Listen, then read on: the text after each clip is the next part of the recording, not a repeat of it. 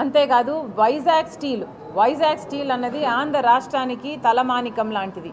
అలాంటి వైజాగ్ స్టీలును నిలబెట్టాల్సింది పోనిచ్చి కేంద్ర ప్రభుత్వము రాష్ట్ర ప్రభుత్వం ఇద్దరు కుమ్మక్కయి వాటి భూములను దోచేసుకోవడానికి కోసం ఆ ప్రాజెక్టును మొత్తం నిర్వీర్యం చేసి మొత్తం ఇది నష్టాలలో పోతే తప్ప ఈ ప్రాజెక్టు మన చేతుల్లోకి రాదు అన్నట్టు ఏ ఒక్క అంశంలో కూడా విశాఖ స్టీలును ఆదుకోకుండా కేంద్ర ప్రభుత్వము రాష్ట్ర ప్రభుత్వము ఇద్దరు విలన్లలాగా వ్యవహరించి ఈరోజు దాని పరిస్థితి అగమ్యగోచరంగా తయారైంది.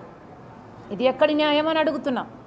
ఆంధ్ర రాష్ట్రానికి చెందిన తలమానికం వైజాగ్ స్టీల్ అయినప్పుడు అలాంటి ప్రాజెక్టును కూడా మీరు పరిరక్షించకపోతే ఇంకా మీరు ఎలాంటి ప్రధానమంత్రి? అందుకే దానికి కూడా మీరు క్షమాపణ రాసివ్వాలి అని కాంగ్రెస్ పార్టీ డిమాండ్ చేస్తుంది.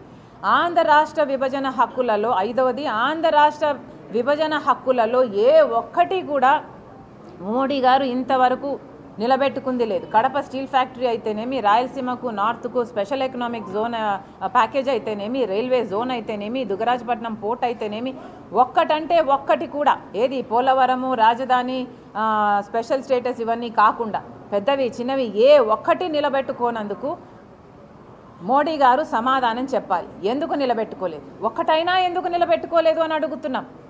మీకు ఏమాత్రం చిత్తశుద్ధి ఉన్నా ఆంధ్ర రాష్ట్ర ప్రజల మీద ఇది చేయలేకపోతున్నాము, దాని బదులు ఇది చేస్తాము అని మీరు చెప్పాలి. కానీ ప్రధానమంత్రిగా ఉండి ఒక్కసారైనా ఒక్క సమాధానం కూడా చెప్పకుండా కనీసం ఇక్కడ ప్రజలు ఉన్నారు, వాళ్ళకు విలువ ఇవ్వాలి, వాళ్ళకు ఎక్స్ప్లెనేషన్ ఇవ్వాలి, వాళ్ళకు భరోసా కల్పించాలి అన్న మనసు మీకు ఎప్పుడూ రాలేదు. ఈరోజు ఎన్నికలు వచ్చాయి కాబట్టి ఈరోజు హడావుడిగా వచ్చి ఇక్కడ ఒకరి తర్వాత ఒకటి ఇన్ని సభలు పెట్టి ఇన్ని మాట్లాడుతున్నారే, నిస్సిగ్గుగా ఆంధ్ర రాష్ట్ర ప్రజలు మీ గురించి ఏమనుకుంటున్నారు అని ఒక్కసారైనా ఆలోచన చేశారా? మా మన్ కీ బాత్ వినండి, క్షమాపణ ఆంధ్ర రాష్ట్ర ప్రజలకు చెప్పండి.